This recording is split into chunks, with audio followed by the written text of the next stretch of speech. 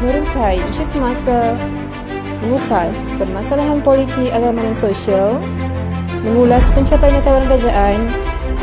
Ikuti Wacana Siasah setiap Jumaat jam 9 malam bersama hos Muhammad Amir Syafiq, Suruhlah dan Serentak, hanya di Facebook Badan Perhubungan PAS Kedah, Budi PAS Kedah serta radio online Hijab FM.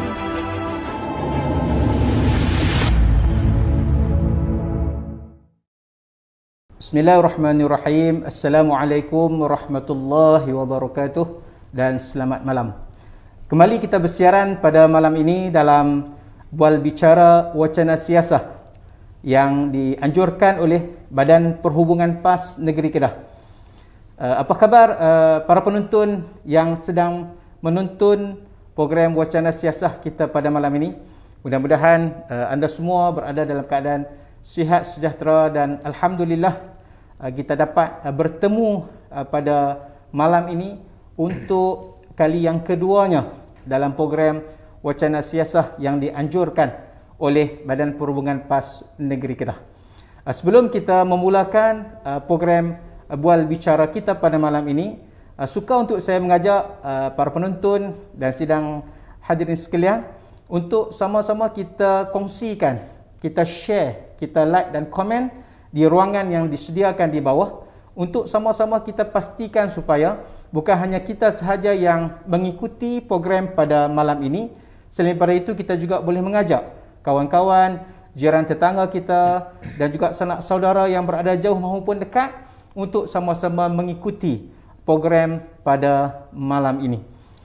Terlebih dahulu saya ingin mengalu-alukan kehadiran panel jemputan kita pada malam ini, iaitu yang berbahagia Tuan Syekh Muhammad Radhi bin Abdul Rahman, Ketua Dewan Ulama PAS Negeri Kedah, untuk wacana pada malam ini. Apa khabar Tuan Syekh? Alhamdulillah. Sihat, no? Alhamdulillah. Alhamdulillah kita dapat bersama dengan Tuan Syekh Radhi pada malam ini, dan pastinya para penonton tidak sabar-sabar untuk menantikan apakah yang akan kita perkatakan pada malam ini ataupun apakah yang akan kita bual bicarakan dan sembang-sembang pada malam ini. Dan untuk makluman para penonton sekalian, program kita pada malam ini bukan hanya dapat dilihat ataupun ditonton menerusi FB Live ataupun page Badan Perhubungan PAS Negeri Kedah ini, tetapi juga kita boleh mengikuti melalui siaran radio Hijab FM yang merupakan siaran radio yang dekat dengan hati para penonton semua. Dan juga kita mengalu-alukan para penonton ataupun pendengar yang mengikuti menerusi siaran radio Hijau FM, dan saya juga ingin mengajak para penonton yang sedang menonton ini untuk sekali lagi sama-sama kita sharekan kepada para penonton ataupun kepada kawan-kawan kita untuk sama-sama mereka menyaksikan dan menonton program kita pada malam ini. Baik, para penonton yang dikasihi sekalian, Bual Bicara ataupun Wacana Siasah kita pada malam ini merupakan kesinambungan yang kedua ataupun program yang di kali kedua dibuat pada malam ini.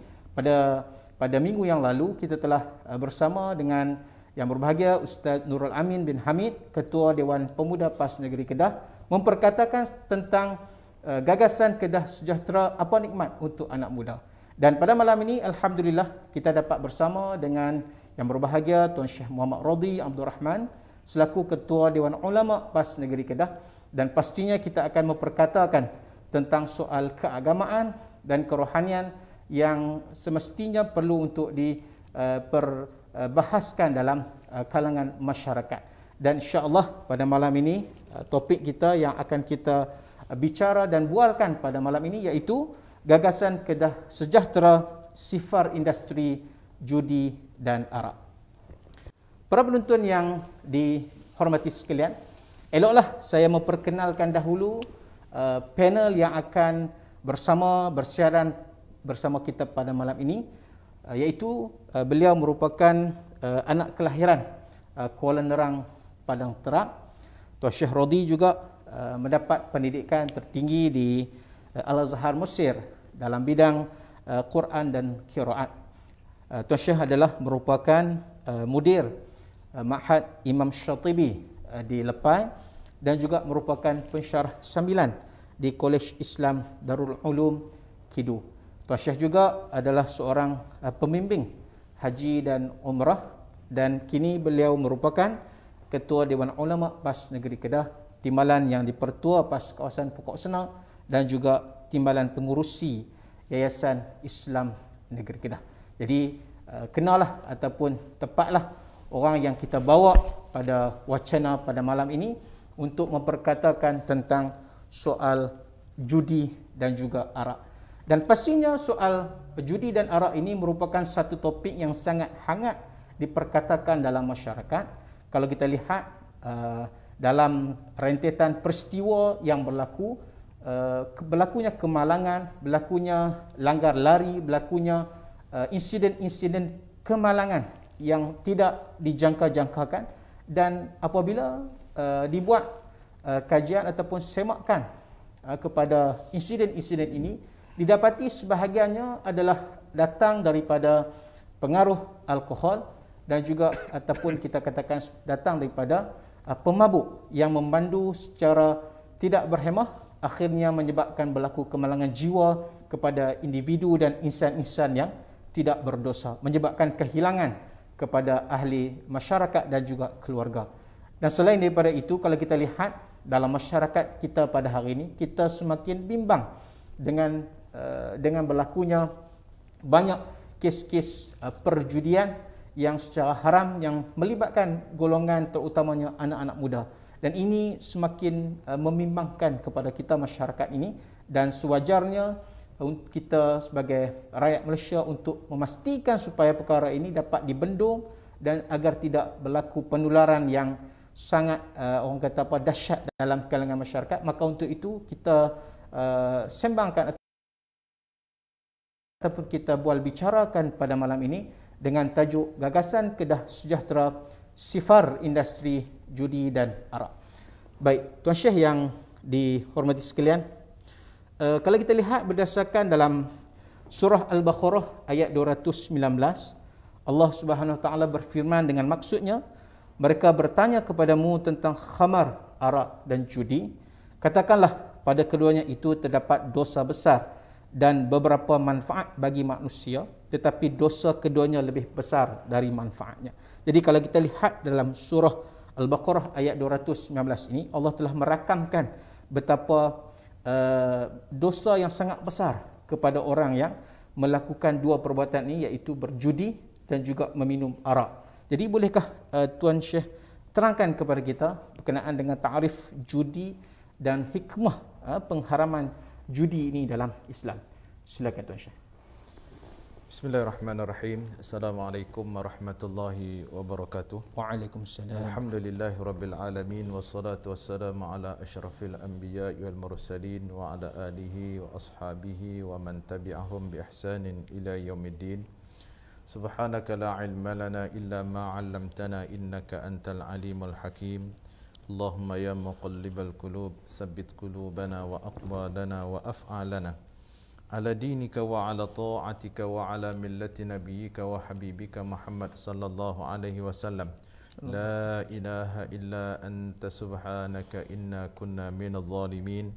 Allahumma hdina ila siratikal mustaqim, siratal ladzina an'amta alaihim minan nabiyyin was-siddiqin wasyuhada'i was-salihin.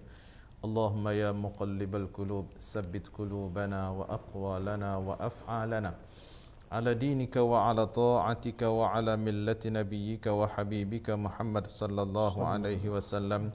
La ilaha illa anta subhanaka inna kunna minadh dhalimin.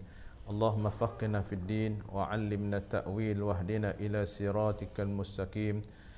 Allahumma nawwir qulubana binuri hidayatika kama nawwarta arda binuri syamsika abadan abadan birahmatika ya arhamar rahimin. Rabbi shrah li sadri wa yassir li amri wahlul 'uqdatam min lisani yafqahu qawli.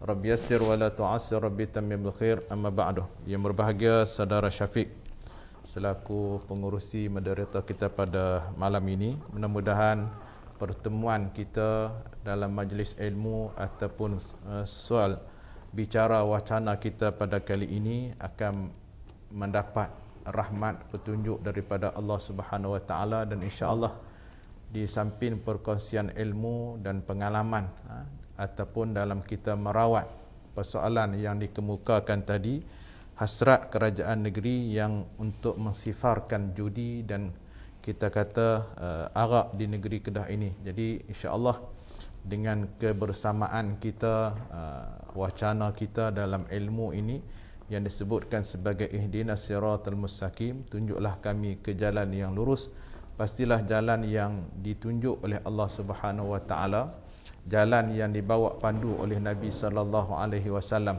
Tadi Saudara Syafiq telah menyebut tentang firman Allah Subhanahu Wa Taala.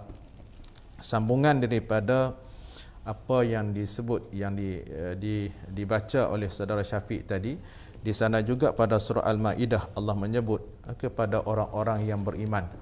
Dengan Allah berfirman menyatakan, ya ayyuhalladzina amanu innamal khamru wal maisir wal ansab wal azlam rijsum min amali syaitan fajtanibuh la'allakum tuflihun. Apa maksudnya wahai orang-orang yang beriman? Jadi seruan ini tak sebut kepada orang-orang ayyuhan nas, tapi kata Allah sebut ya ayyuhalladzina amanu.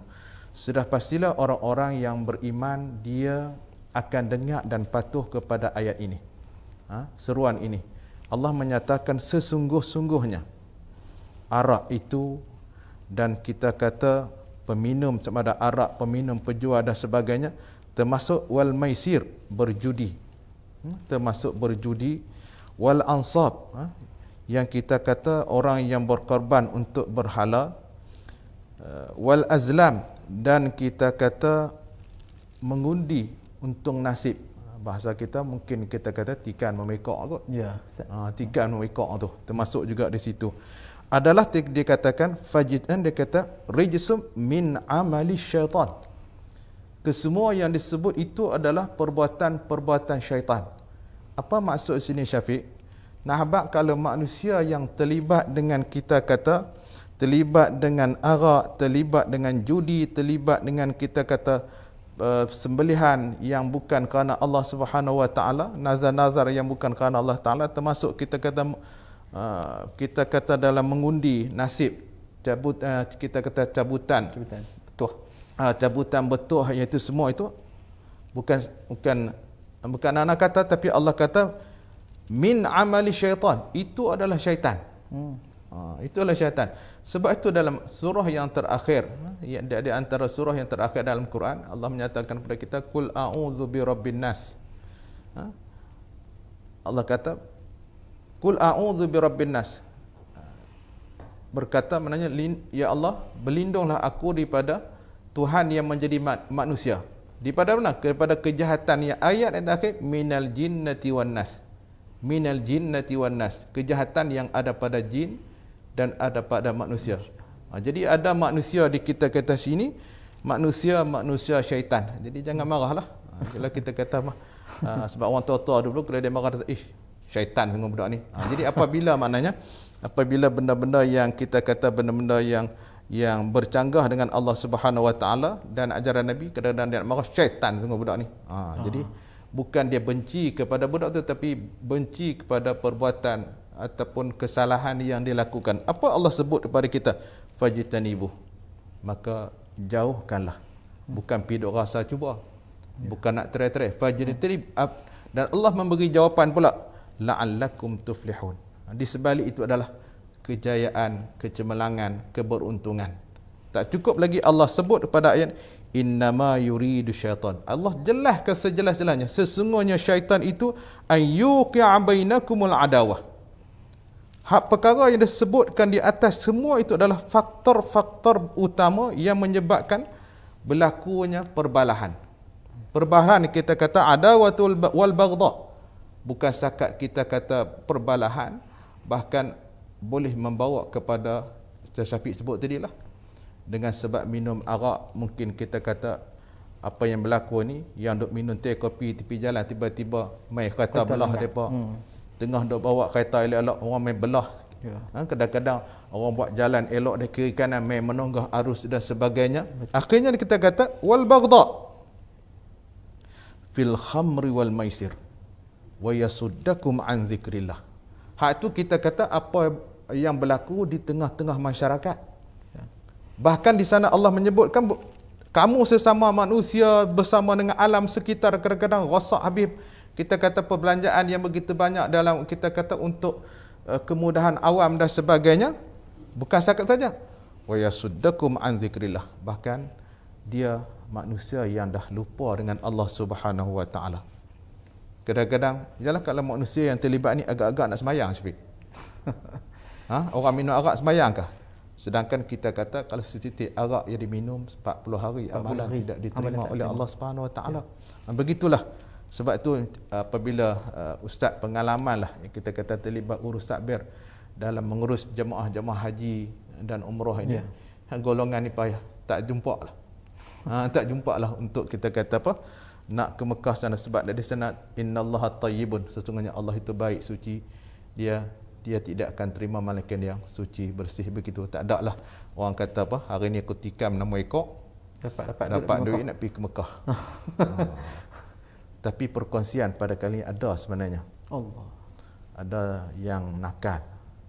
Tapi Allah tunjuk bukti sungguh-sungguh. Subhanallah. Allah tu dia boleh pergi Mekah juga. Allah mungkin dia sebab dia sendiri macam nak uji cuba. Allahu akbar, Allah uji yang sangat-sangat besar. Dia di hidup manusia normal biasa tapi di sana hilang ingatan. Subhanallah. Dan sepanjang berada di sana tak boleh pakai baju. Allahu akbar. Dia dalam keadaan kepanasan. Orang pergi masjid, masuk masjid dia duduk depan pintu. Allah. Tu kita kata benda yang Allah masuk dalam masjid tak boleh masuk. Allah tunjuk di dunia lagi. Ya Allah. Tapi satu ibrah lah, satu pengajaran untuk kita bersama. Dia apa yang berlaku pada dia tu sebenarnya untuk ibrah kita, bukan kita nak hina cerca dia. Dia salah dia. Mungkin dia pergi bertaubat dengan Allah Subhanahu wa taala. Kita mengharapkan itulah. Dan sebab kita kesan pada tadi sampai kadang-kadang sembahyang pun tunggil langgang lah. Ni kita kata fahal antum muntahun. Allah tanya. Adakah kita kata fahal antum muntahun? Apa yang kita dapat untung sebenarnya? Daripada kita kata sebenarnya daripada arak, daripada kita kata daripada berjudi apa semua yang berlaku kerosakan, apa yang untung kita sebenarnya? Dunia tak untung, akhirat tak. Semua ni benda-benda yang membawa musibah, yang merosakkan kita kata sistem dalam masyarakat itu sendiri. Rosak diri dia pun rosak, keluarga dia rosak, masyarakat rosak, negara pun rosak. Sebab itulah menjadi tanggungjawab kita hari ini apabila diberi amanah, diberi ruang peluang dalam berada dalam kerajaan pada hari ini, menjadi kepada kita untuk membetulkan apa yang sepatutnya dilakukan kepada kita. Hadirin dan hadirat muslimin dan muslimat yang dirahmati dan yang dikasihan. Di sana Allah juga menyebut, berfirman kepada kita warrujza fahjur dalam surah Al-Mudaththir ini, dan perbuatan dosa itu Allah kata tinggallah.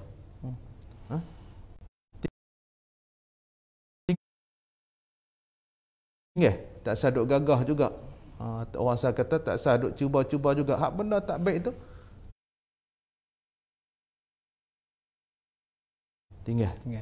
tinggal terus di sana. Dan di sini jugalah Syafiq, ana tertarik kepada satu kupasan yang sangat-sangat menarik daripada Abu Lis As-Samarkandi. Dalam kitab Tahbil Ghafilin selalu kita duk baca kita kata hadis mencegah kemungkaran.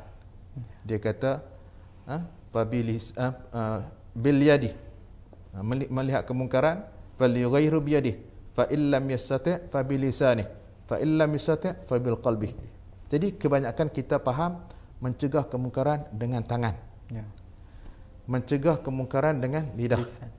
Mencegah kemungkaran dengan hati. Itu biasa. Tapi apa yang menariknya Abu Lis Samarkandi menterjemahkan, dia kata tangan ialah kuasa. Kuasa adalah kerajaan. Kuasa adalah undang-undang. Jadi nak mencegah kemungkaran, gunalah akta-akta undang-undang yang ada tu. Perkasakan undang-undang tu. Ini jadi kerajaan tak mau apa? Tak mau guna kuasa yang ada. Mana tak betul? Tak bertepatan dengan hadis Nabi. Oh, nak jadi kerajaan, dah dapat kerajaan, mungkar yang berlaku, kita tidak ada tindak balas, tidak ada usaha. Itu pertama, kerajaan. Kerajaan mesti bertindak, menutup ruang dan peluang untuk orang melakukan dosa maksiat. Yang kedua ialah kita kata dengan lidah. Inilah peranan alim ulama. Mencegah kemungkaran dengan lidah. Dan alim ulama ni dalam kuliah masjid, surau, dalam forum, termasuk wacana kita pada malam ini, inilah peranan ulama. Memberi ilmu kepada masyarakat, memberi garis pandu kepada masyarakat dengan qala Allah, qala Rasul, bukan daripada diri dia sendiri. Jadi apabila ulama ini berperanan, ulama ni kita kata berada di segala pelosok masjid, surau, di sekolah dan berada di mana-mana sahaja, itu di antara kita kata di segi gandingan untuk mencegah kemungkaran. Dan peranan yang ketiga, dengan hati itu boleh menterjemahkan peranan rakyat. Rakyat itu sendiri. Jadi kita kata dah jadi kerajaan, baik pergi ke hampa lah.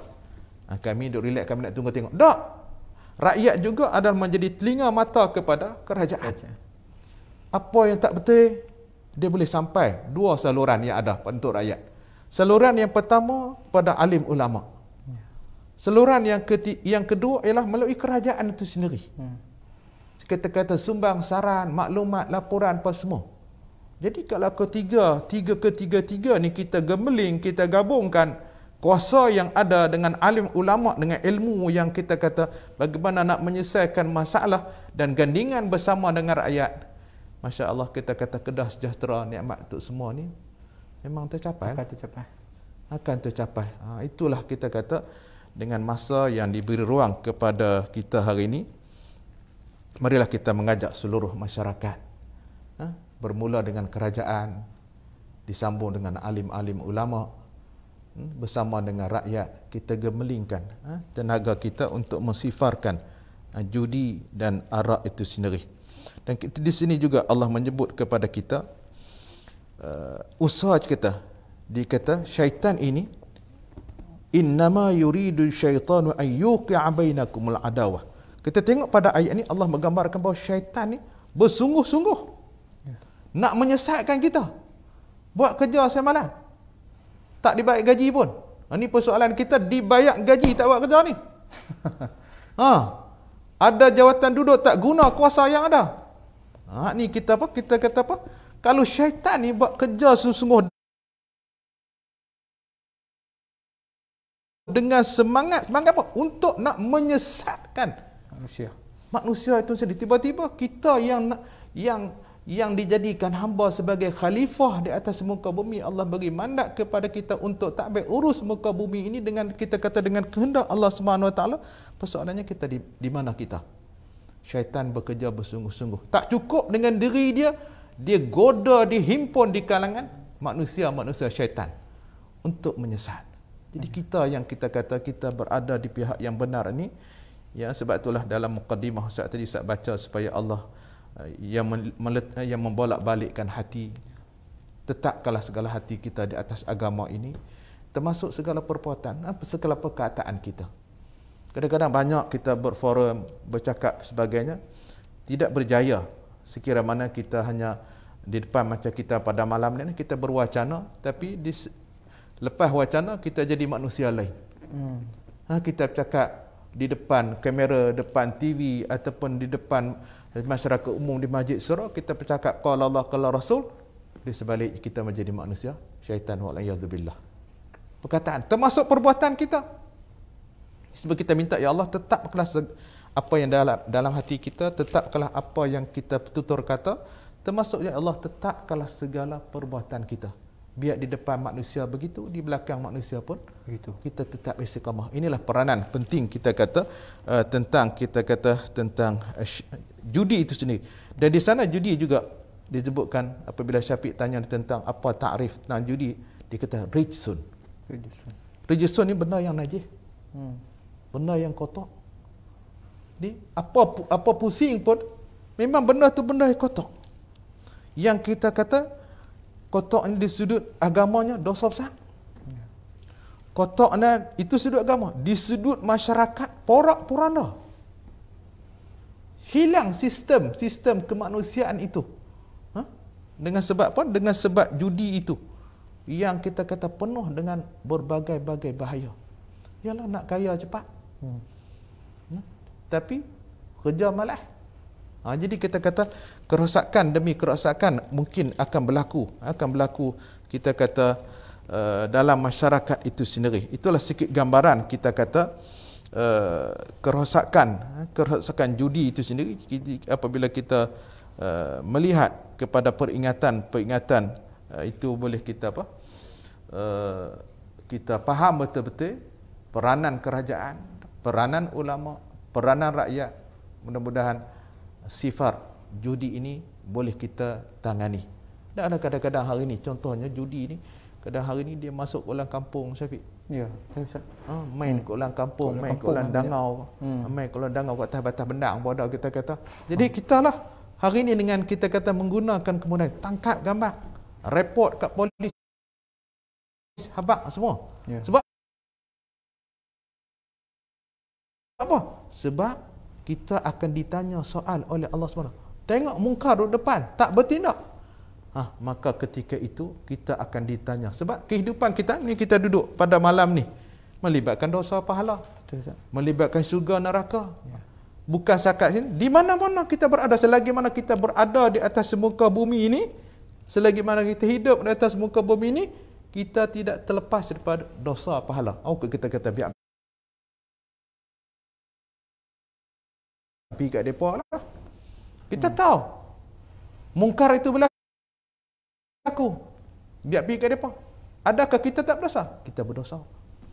Jadi itulah marilah kita kata kebersamaan kita untuk menangani isu ini, kita kata dengan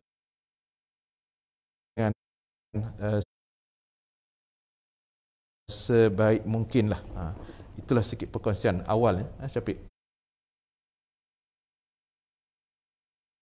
Baik, terima kasih pada Tuan Syekh Radhi yang telah menterjemahkan kepada kita berkenaan dengan takrif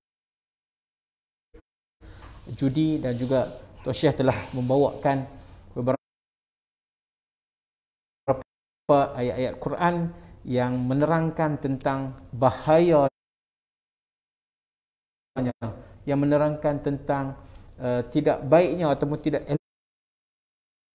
eloknya untuk kita terlibat dengan najis ataupun dengan isu judi ini. Kerana kalau kita lihat isu judi ini bukanlah satu benda yang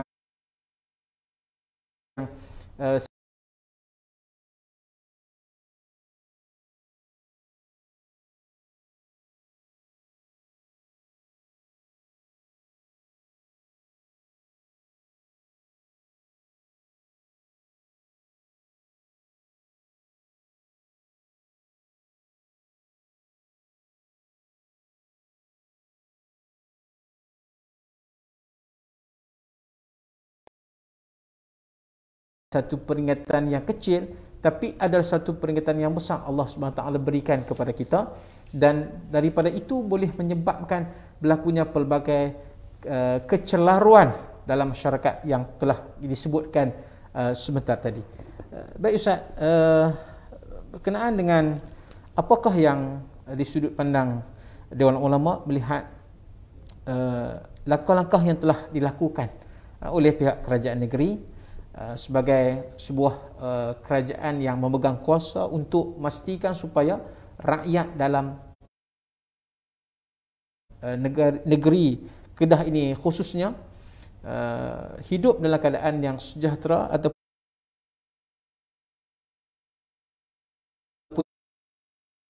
hidup dalam keadaan yang bebas daripada najis judi ini. Jadi apakah yang telah dilakukan oleh pihak kerajaan negeri, kerana para penonton juga tertanya-tanya tentang peranan daripada kerajaan negeri untuk memastikan supaya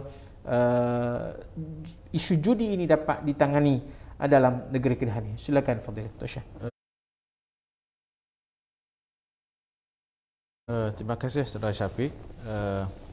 Kita tahu bahawa kerajaan PAS adalah kita kata telah menjadi kerajaan agak lama di Kelantan. Ya.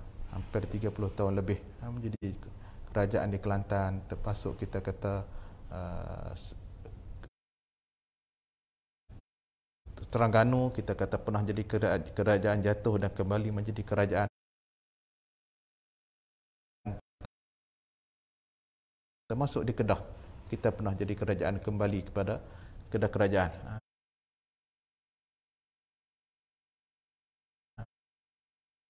Jadi cuma berbezalah pada kali ini kita berada dalam kerajaan pusat. Ya. Jadi soalan kita tengok apa yang telah dilaku kerjakan oleh kerajaan Kelantan sejak daripada awal kepimpinan ulama sebagai pemimpin. Kita tengok bagaimana tindakan yang dilakukan oleh Allahyarhamlah Tuan Guru ketika mana mula menjadi Menteri Besar. Apa tindakan awal dia? Dia pertama sekali dia panggil pegawai kewangan negeri. Dia mengarahkan mana-mana duit kerajaan negeri yang berada dalam kita kata dalam bank-bank yang bersumberkan yang berkait dengan riba, yang melibatkan itu, dia mengarahkan, dia kata masuklah bank Islam semua. Masuklah bank Islam semua. Jadi itu bagaimana seorang pemimpin ulama memikirkan kesejahteraan daripada kerajaan jadi kerajaan pikir. Lo kita ni ada ke orang pikir macam tu, Syafiq? Ya. Dah, dia mula-mula dia panggil dah. Pegawai kewangan negeri, tolong ubah duit kerajaan. Yang kita kata yang haram ini pilah kepada yang halal. Ketika itu bank Islam saja yang ada. Betul. Bank muamalat pun tak ada lagi. Ya. Jadi hasil daripada tindakan Tok Guru ni, mainlah bank-bank lain. Pergi jumpa dengan Tok Guru, macam kata kami nak berniaga. Macam mana di sini? Duit semua masuk bank Islam. Bank Islam kami nak berniaga macam mana? Tu kata nak boleh berniaga, dia kata ikut cara Islam. Sebab pengurus-pengurus bank ni cerdik, balik di Kuala Lumpur pikir bincang di sana. Kalau macam ni kami kena tutup bank di Kelantan. Bank-bank yang tak ikut Islam ni, tapi sebab bank ni kita kata berlandaskan keuntungan, pihak di Kuala Lumpur pun dia kata hampa carilah jalan. Akhirnya masya-Allah tindakan Tok Guru yang kita kata orang dok gambar beri pandangan Tok Guru ni reti apa? Yalah. Boleh buat apa?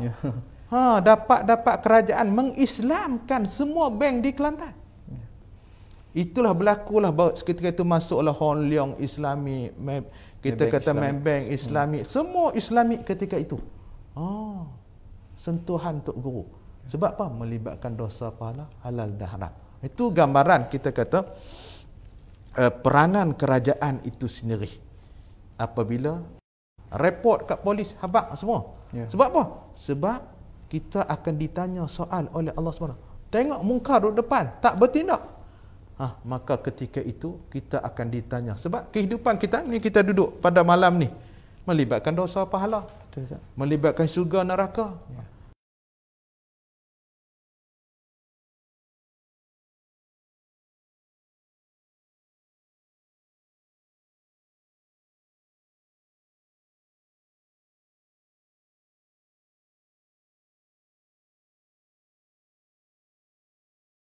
Bukan sakat sini, di mana-mana kita berada, selagi mana kita berada di atas muka bumi ini, selagi mana kita hidup di atas muka bumi ini, kita tidak terlepas daripada dosa pahala. Kita kata biar pergi kat depa lah. Kita tahu mungkar itu berlaku, biar pergi kat depa. Adakah kita tak berdosa? Kita berdosa. Jadi itulah, marilah kita kata kebersamaan kita untuk menangani, berkongsi kepada kita bagaimana akidah itu sangat terancam ataupun bahaya dengan aktiviti perjudian ini. Silakan Tuan Syah. Bismillahirrahmanirrahim. Alhamdulillah wassalatu wassalamu ala Rasulillah. Amma ba'du. Terima kasih kepada Saudara Syafiq yang kita masih lagi membicarakan tentang judi itu. Dan cuma kita kata keburukan judi itu yang kadang-kadang seperti mana saudara Syafiq sebut tadilah, yang kita kesan kepada masyarakat, yang paling besar kita takut adalah kesan kepada akidah kita lah. Seperti mana Allah berfirman, ya bani Adam la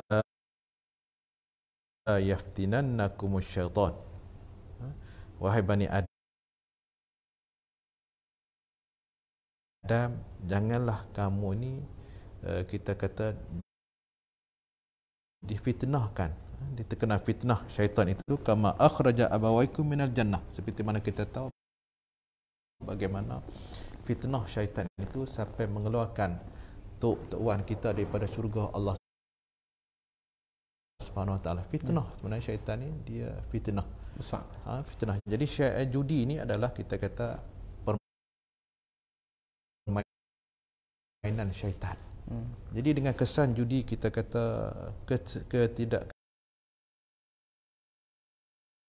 kestabilan lah segi kewangan. Cuba tapi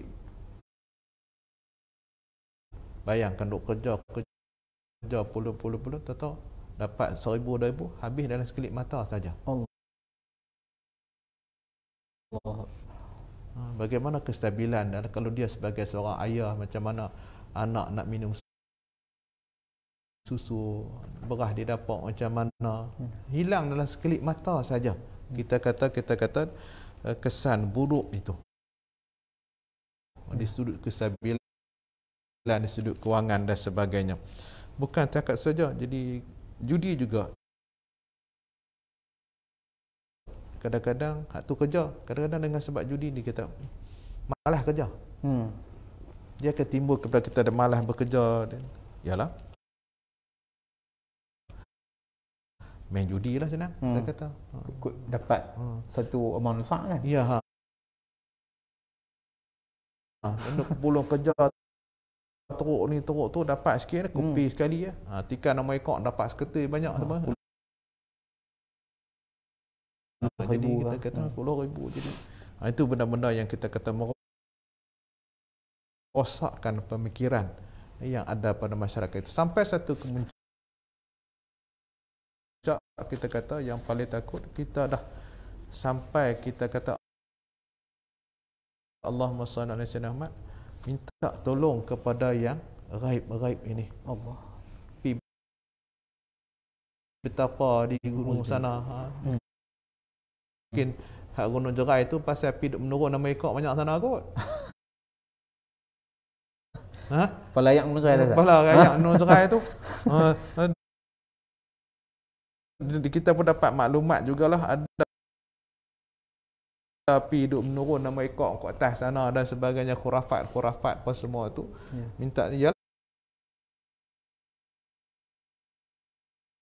Minta tolong itu sudah pasti jin syaitan lah mai. Pi minta tolong jin syaitan apa semua, dia tempat-tempat sebegitu yang kita kata sampai ada kepercayaan batu ni, kayu ni boleh bagi apa? Boleh memberi kesan manfaat dan sebagainya semua. Itu yang kita kata boleh merosakkan akidah kita. Takut bimbang dia tak sempat nak bertaubat, mati celah-celah tu. Allah wal a'yadzu billah, mati dalam keadaan syirik, kufur dengan Allah Subhanahu wa taala. Itulah syafiq. Kita kata kesan buruknya kita kata di sudut akidah kita. Ya.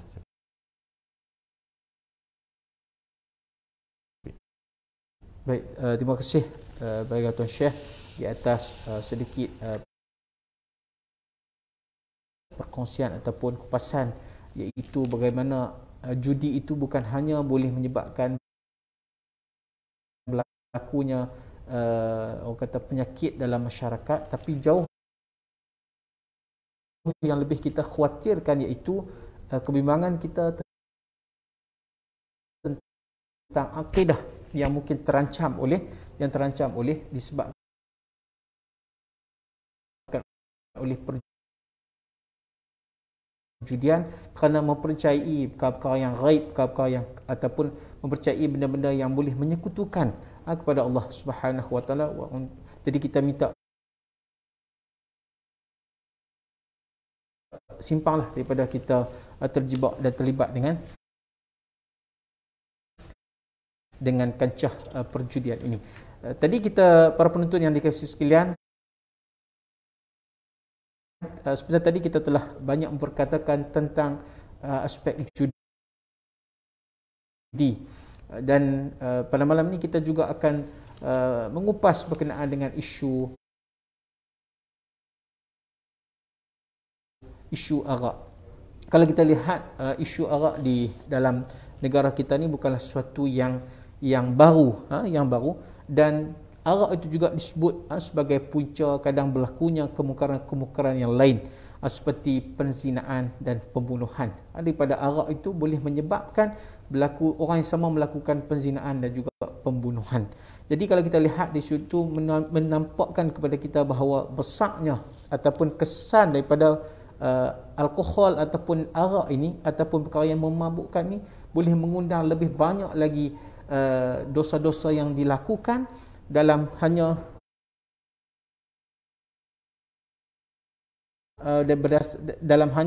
daripada satu perkara, iaitu arak itu sendiri.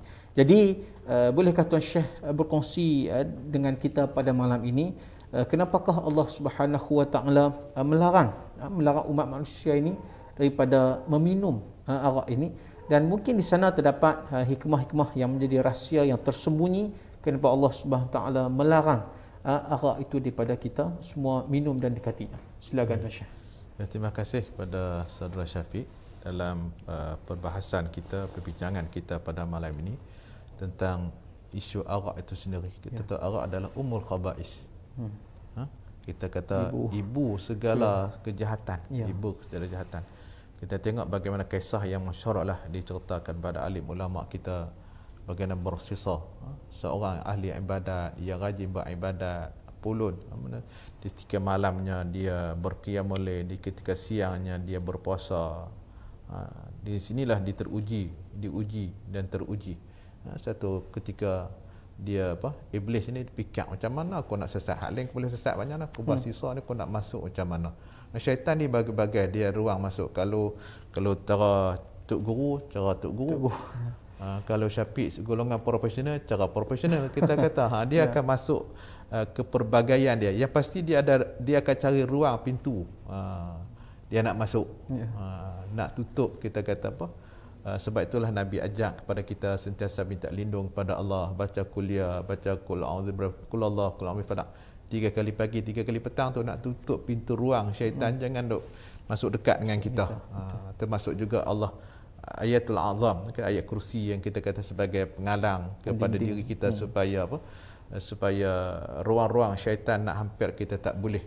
Dan di sana juga Nabi menyebut juga tentang kelebihan sembahyang subuh berjemaah, sembahyang isyak berjemaah, kita kata akan terselamat di sifat-sifat munafik. Sebab munafik ni sifat syaitan. Manusia-manusia syaitan yang ada apabila terlekat dengan sifat munafik itu sendiri. Jadi berbalik pada kita kata, apabila sebut cerita bersisa tadi, syaitan tengok, dia ni hang ni rajin beribadat, macam mana aku nak goda hang. Dia pun pula buat sembahyang juga, beribadat. Tapi cuma dah bersisa ni dia manusia. Satu masa dia lapar, dia letih. Tapi tengok hak ni tak berhenti-berhenti ni. Dan tak tidur pula. Kita ni mengantuk, tidur ni tak tidur tu. Punya. Dia kata hebat ilmu hang. Aku nak belajar dengan hang. Di sinilah apabila nak belajar, dia kata tok guru ni dia buat syarat. Hang boleh belajar berlaku, tapi hang kena buat 2-3 benda. Pertama sekali dia kata hang nak belajar, hang bunuh orang. Macam mana aku nak bunuh orang? Aku mengaji ni bunuh orang dosa besar. Lepas tu dia kata hang tak boleh mengaji, tak boleh belajar aku. Lepas tu cuba lagi, minta tengok lawan lagi, minta nak belajar ni. Dia kata boleh. Kalau hang tak boleh, ada kita hak ringan sikit tak? Dia kata berzina, bunuh mati tu. zina ni duk hidup lagi. Zina. Dia kata tak boleh, dosa besar. Hak tu melibatkan masyarakat, tak kira orang tahu aku habis. Tak kira dia pergi dedah aku lah, aku guru besar ni, pergi duk buat lari nak darah orang zina dengan anak. Habis aku luruh habis, tinggal kosong aku. Yang dia hormat, yang dia hormati hilang habis. Dia kata ada lagi lain. Betul ke ni? Dia kata betul. Satu lagi dia kata, hak ni lah last. Kalau hang tak boleh ni, memang hang tak boleh mengaji dengan aku. Dia kata, boleh? Hang minum arak. Hang minum arak. Hang minum arak. Lepas tu aku ajak ilmu ke hang. Ilmu apa yang ada pada aku. Akhirnya kita tengok, dia pun minum arak, bersisa. Dan ketika itulah syaitan yang memang di awal rancang untuk nak rosakkan dia ni, dia datangkan perempuan dan akhirnya dalam mabuk. Apabila mabuk ni kita kata dia membawa hilang akal, dah tak ada. Lama tak nak tengok perempuan tu buat ibadat saja. Nampak celapak tu je oi. Dah celapak tu akhirnya takdir kita kata perempuan tu mengandung. Bukan mengandung terus lah. Maksudnya masa tanpa masa dia ada batu dia pun buat ibadat balik semua, tapi perempuan tu mengandung. Nak buat macam mana susah? Akhirnya kita kata perempuan tu mengandung apa semua. Nak tutup malu, dia bunuh perempuan tu. Allah. Dah bunuh perempuan tu. Macam mana kita kata apa? Nak berhadapan dengan ni. Jadi sekitar itulah contoh ringkas apa semua. Allahumma salli alaihi wasallam. Jadi dia nak tutup malu dia tu, nak selamatkan diri dia. Orang dah tahu kata dia yang bunuh apa semua. Akhirnya ketika mana dia pun nak dibunuh, syaitan kata, hang boleh selamat lagi, aku boleh tolong hang dengan syarat hang mengaku aku ni sebagai Tuhan. Hangguk kepala sikit sudah. Bukan aku suruh sebut angkat aku ni sebagai Tuhan. Hangguk kepala sikit. Ketika itulah dia dibunuh dalam keadaan kufur, syirik dengan Allah Subhanahu Wa Taala. Nak menggambarkan berpunca adalah arak. Daripada arak dia berzina. Daripada arak, mula daripada arak dia hilang akal. Lepas tu dia berzina, dia bunuh. Yang paling besar adalah syirik dengan Allah Subhanahu Wa Taala. Inilah kita takut. Kita kata sebab itulah peranan kita nak mensejahterakan Kedah sejahtera ini. Kita berusaha bersungguh-sungguhlah dengan kerajaan yang ada hari ini, dan kita cuba membentuk satu gagasan lah. Gagasan bukan sakat kerajaan kita ada, di samping penerusan. Walaupun kita kata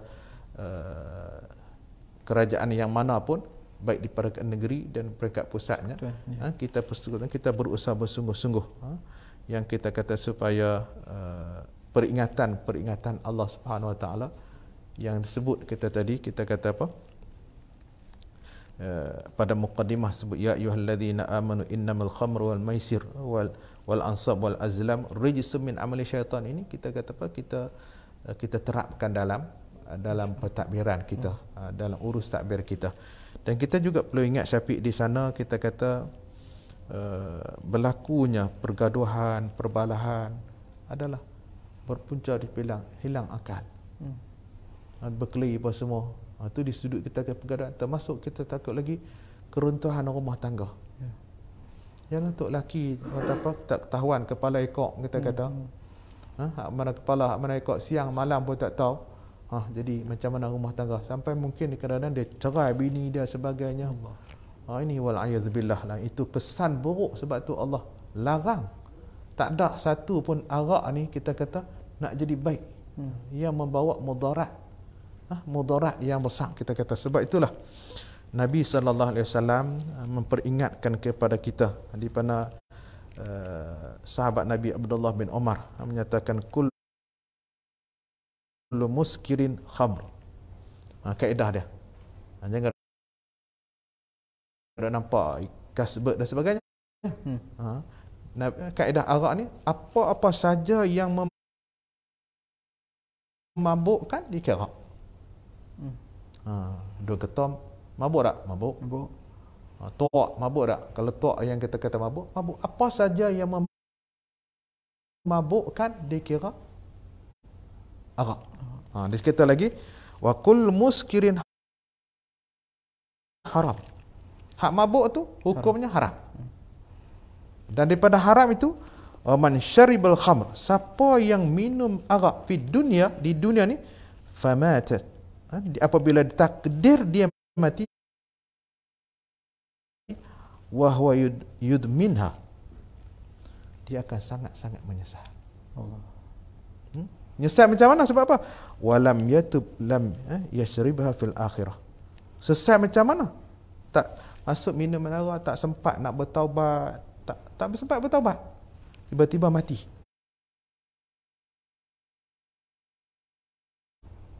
Tak sempat bertaubat, maka Allah akan maknanya menghilangkan peluang di hari akhirat.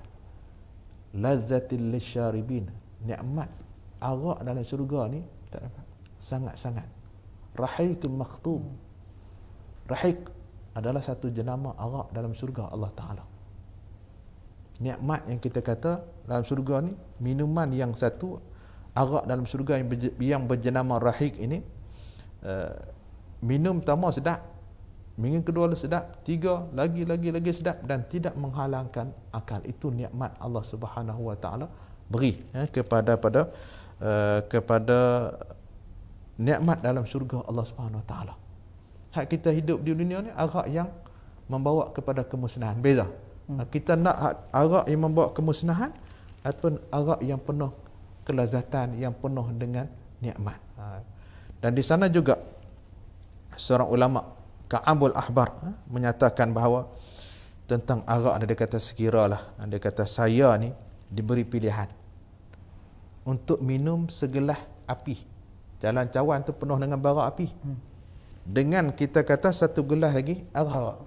Dia kata lebih baik daripadanya aku minum segelas arak. Aku sanggup minum satu gelas bara api ni daripada aku nak minum segelas arak.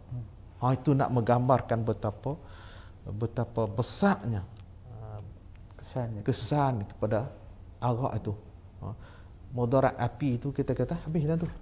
Tapi mudarat arak lagi besar. Sebab itu Abdullah bin Umar juga berkata, kesan orang yang minum arak akan dibangkitkan pada hari kiamat dalam keadaan macam mana? Dalam keadaan mukanya yang berkala hitam, yang berwarna hitam dan sebagainya, mata dalam kebiru-biruan. Kita kata macam kita apa? Mata naik biru lah. Dalam keadaan keluar lidahnya sampai ke dada, dalam keadaan kita mulut yang kita kata apa? Air liuk yang sentiasa apa? Air busuk lah kita kata. Ya. Kita hari ni liuk basi, kita tidur pun busuk dah Ustaz. Ya. Ni cuba bayangkan air yang duk keluar. Allah, siapa nak masuk dekat, semua dalam keadaan orang rasa jijik. Rasa yalah. Itulah gambaran yang digambarkan oleh Abdullah bin Umar. Bahkan kita kata haram kita pergi ziarah. Orang kita kata dia tu peminum arak, haram pergi ziarah. Kalau dia mati, haram kita pergi semayang kat dia. Kalau kita betul-betul kita tahu dia mati apa? Kerana minum arak. Sebegitu kita kata gambaran, kita kata peminum arak ni. Bahkan di sana kita kata Sayyidina Qatadah menyebut daripada Nabi sallallahu alaihi wasallam juga menyatakan bahawa orang yang minum arak ini tidak ada bau syurga. Kecil ke? Allah tak tutup laluan nak ke syurga. Tak boleh bau syurga. Bau pun tak boleh. Nak masuk jauh kata api sepanggang lah. Itu bagaimana kita kata kesan arak itu. Sebab itu dalam kerajaan bukan satu perkara kecil lah. Apabila kita berkuasa, mandat kuasa yang ada pada kita yang melibatkan dosa pahala, syurga dan neraka lah. Syafiq kita kata tentang arak itu sendiri. Ya.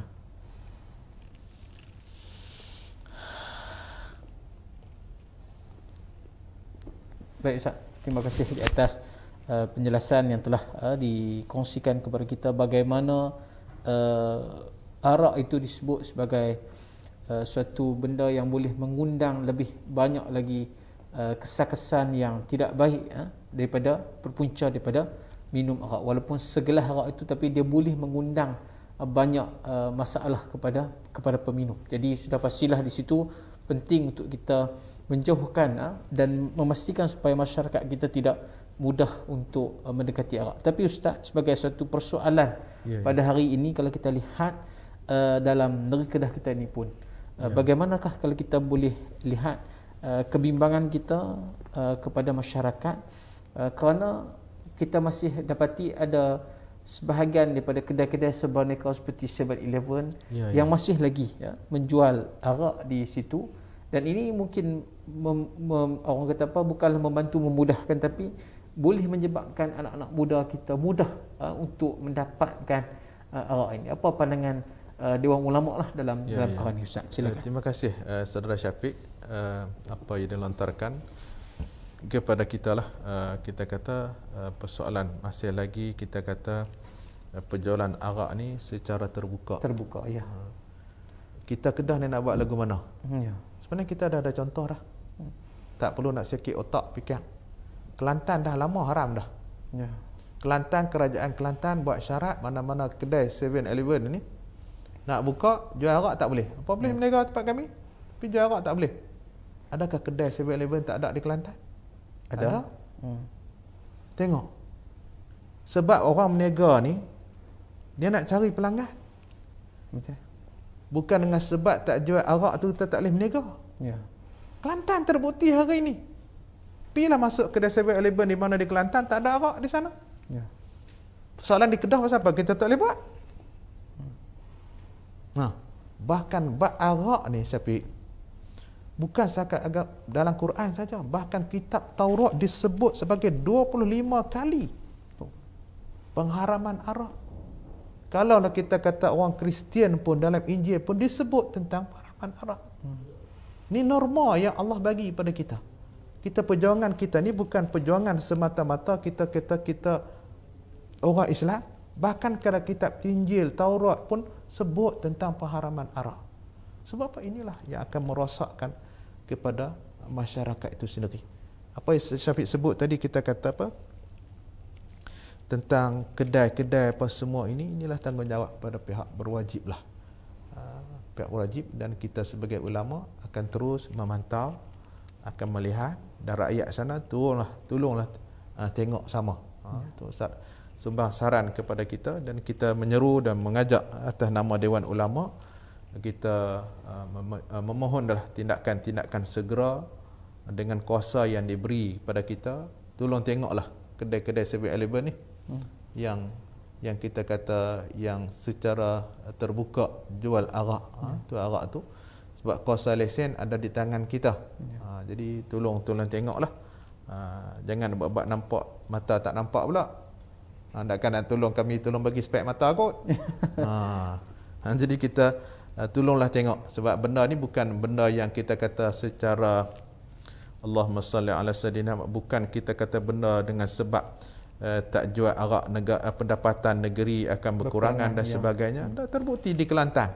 Tak ada kita kata dengan sebab mengharamkan arak, penjualan arak, lesen arak semua, tak boleh bayar gaji kepada apa?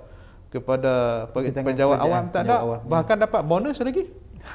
Boleh bagi bonus lagi. Apatah lagi dalam suasana kerajaan Kelantan masa itu, kerajaan pusat yang tidak bersama, yang memberi tekanan yang begitu berbagai-bagai bebanan tekanan, tapi boleh urus baik dengan baik. Tak ada pun. Bahkan Allah tolong, Allah permudahkan lagi. Dan begitulah kita mengharapkan kerajaan Kedah juga, maknanya kita mengharapkan pertolongan daripada Allah Subhanahu Wa Taala, dan juga kita mengharapkan keberkatan daripada Allah Subhanahu Wa Taala. Jadi kita sangat bersetuju untuk pihak kerajaan tengok baliklah tentang perlesenan arak ni, secara khususnya kita di negeri Kedah. Kalau kita terpaksa ya lesen hak dok tu jalan sat dulu. Hak nak sambung tu kita tengok, kita perkecilkan. Mungkin kita kata bergantung kepada penduduk, ialah haram arak tu untuk orang Islam. Kita kena tegas, haram arak untuk Islam. Kita buat satu akta etika, kalau hampa orang kafir hampa jual ke orang Islam, lesen hampa automatik 24 jam batal. Kita kena buatnya tu. Sebab arak kita boleh bagi ketegasan, kena ada. Arak boleh macam peminum sama-sama apa? Yang tak Islam minum. Tapi kalau hampa didapati orang Islam beli, terbukti pendakwaan dengan gambar apa semua ada semua, batal 24 jam. Ini kena ajak macam tu. Tu satu. Yang kedua pula, nak buka kedai-kedai arak apa semua, jangan pergi jual sebelah Kelong Nerang sana. Dah berapa kerat tajak orang bukan Islam. Ya. Jadi maksud Ustaz ialah kesesuaian. Nak bagi lesen tengok tempat juga. Bukan mesti tiap-tiap daerah kena bagi lesen. Tengok penduduk tu sendiri. Kawasan majoriti maknanya Demografi tempat. Ya. Kita kena tengok di situ. Nak bagi lesen arak di baling. Sik.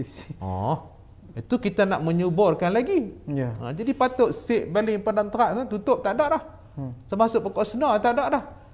Kul kita kata kalau gagah-gagah ada lo start dengan petani kot. Kuliah ke?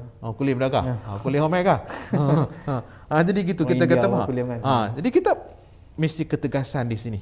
Balik pada tadi, hak awal saya sebut tadi mencegah kemungkaran dengan tangan, ialah dengan kuasa. Dengan kuasa. Kuasanya tadilah. Kalau hampa jual juga kat orang Islam pergi minum, terbukti batal lesen. Dikira sabit kesalahan. Sebab boleh jual arak untuk bukan Islam.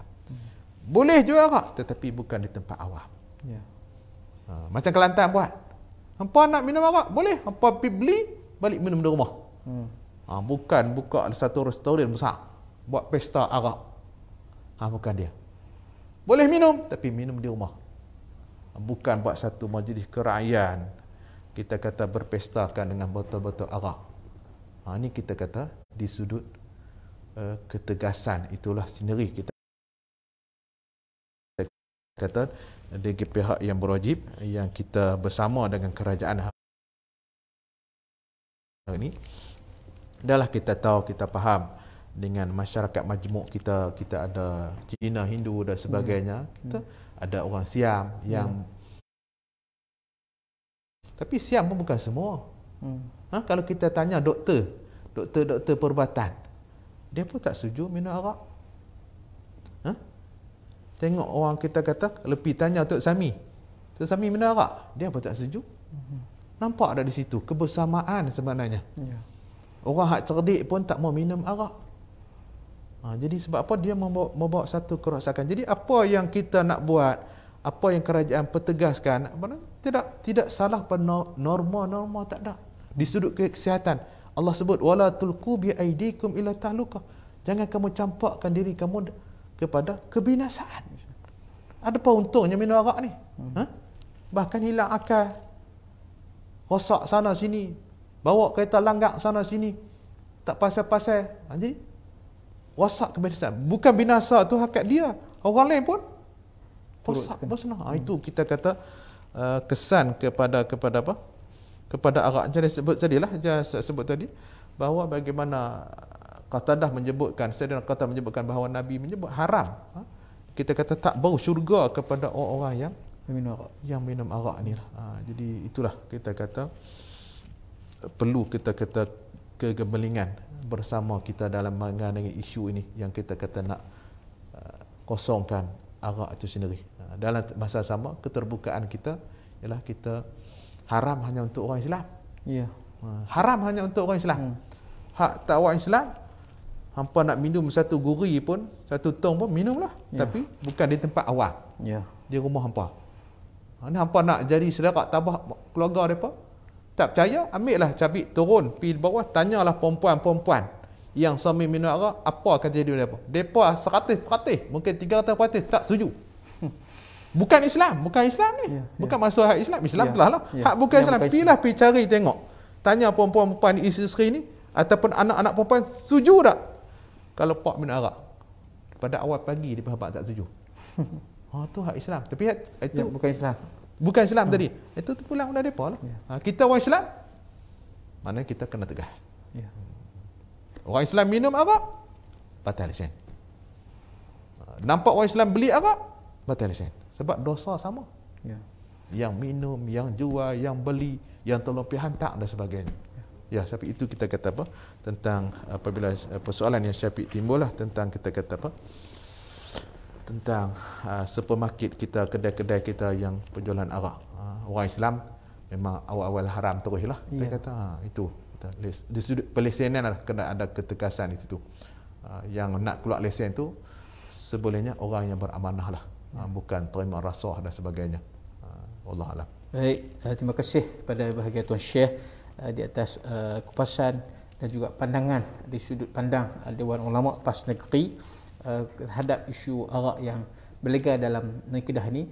Jadi tuan-tuan dan perempuan yang dikasihi para penonton sekalian, kalau kita lihat kerajaan negeri Kelantan telah menunjukkan ataupun menjadi model kepada kita bagaimana apabila PAS mengambil alih kerajaan di peringkat negeri pada tahun 1990 ketika itu, dan apabila kepimpinan almarhum Tuan Guru Abdul Aziz Nikmat memperkenalkan ataupun menyesuaikan pada keadaan semasa ketika itu, menukarkan beberapa akta dan sebagainya untuk memastikan supaya penjualan arak dikawal ataupun dihapuskan untuk lesen-lesen baru dikeluarkan, dan alhamdulillah terbukti sehingga hari ini rakyat di negeri Kelantan khususnya bukan Islam dapat hidup dalam keadaan yang baik, dapat bersama dalam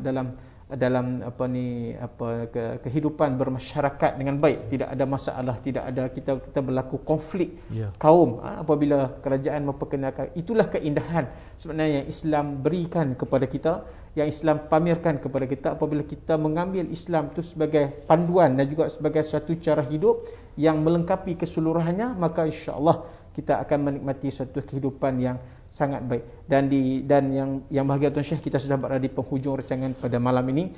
Saya berikan ruang mungkin 1-2 minit untuk Tuan Syekh memberikan kesimpulan kepada perbincangan kita pada malam ini. Silakan Tuan Syekh. Terima kasih kepada saudara Syafiq. Dalam perbincangan kita pada malam ini bukan terhenti di sinilah. Mudah-mudahan apa perbincangan kita akan disambut di luar di sana, dikongsikan dan di-sharekan. Jadi balik pada persoalan apa yang tentang judi, tentang arak, itu adalah ketetapan Allah. Haramnya Allah, bukan kita. Jadi kita sebagai seorang mukmin yang beriman kepada Allah, redalah ketetapan Allah. Dan sebab apa? Sebab ketetapan Allah dan hukum Allah itu sendiri adalah untuk kebaikan kepada diri kita, kepada masyarakat, kepada negeri negara dan seterusnya. Yang paling besar adalah untuk selamat kita dunia dan akhirat. Itu kita kata ketetapan Allah. Dan kita mengajak pada hadirin dan hadirat tentang peringatan tentang azab Allah yang sangat-sangat pedih. Sebab itulah hukum Allah Ta'ala bagi orang minum arak ni kena sebat 80 kali. Cara nak kita kata nak menghapuskan dosa, kalau tak sebat 80 kali, tunggulah. Kata tadi, hak keluar ayat busuk mulut pas-pasal wal ayadzubillah, kita kata takut itu kita kata. Dan berbalik pada tadi, apabila arak dikata-kata ummul khaba'is, ibu segala dosa, segala maksiat. Jadi apabila kita boleh tutup ibu ini, jadi banyak masalah dalam masyarakat kita dapat selesai. Kita boleh membangun, kita boleh membina masyarakat yang sihat, masyarakat yang kita menghormati, masyarakat yang kita kata yang berwawasan. Jadi apabila kepala otak ni betul, ini dia berfikiran yang kita kata yang sangat hebat, yang sangat hebat. Hadirin dan hadirat muslimin dan muslimat yang dirahmati Allah sekalian, balik pada tadi sebagai penutup, pada pemulanya Ustaz sebut juga tentang hadis mencegah kemungkaran. Penutup pun Ustaz akan kita kata, kita imbaulah kembali hadis yang marra aminkum munkaran falyughayyirhu biyadihi. Siapa kita melihat kemungkaran itu, dia tak sebut orang Islam. Hadis umum. Siapa nak menyelesaikan kemungkaran ini, buatlah, Nabi sebut kata biyadihi, itulah dengan kuasa kerajaan yang ada. Gunalah mandat yang diberi pada hari ini, kuasa kerajaan, tapi ikut undang-undang lah. Bukan ikut kepala kita. Ikut peraturan, buat tindakan ikut peraturan. Jadi kuasa yang ada ikut undang-undang, kita laksanakanlah. Sebab apa? Kita nak mencegah ini, cara dia tak ada cara lain. Seperanan yang kedua, kita kata bagaimana ulama-ulama itu sendiri, kita perbanyakkan diskusi, kita perbanyakkan benar-benar diketengahkan kepada anak muda remaja kita pada hari ini yang banyak terlibat. Dia arak ni terlibat juga sama dengan dadah, sama ada dadah lah. Jadi kita sedih malang lah pada hari ini, terutama di kampung-kampung. Dulu orang tengok orang pekan yang rosak banyak, tapi hari ini kok kampung pula. Sampai sedih balik kampung, kata kalau anak 10 remaja, anak remaja ni 3 yang pakai. Allah. Sama ada dia terlibat dengan ketom, terlibat dengan apa, dengan dadah, terlibat dengan arak. Semua ni ketom, dadah ni hukum yang sama. Hukum arak juga, sebab dia asalnya benda yang menghilangkan akal. Jadi peranan ulama-ulama kita ini jangan setakat duduk dalam kepompong dia saja. Jadi kita kena keluar di tengah medan. Boleh sekala macam pencegah maksiat apa semua tu. Sebelum ini dekat orang khalwat saja. Ada hak ni pun kena. Jangan duk harap polis satu daerah tak cukup, Jabir. Dengan satu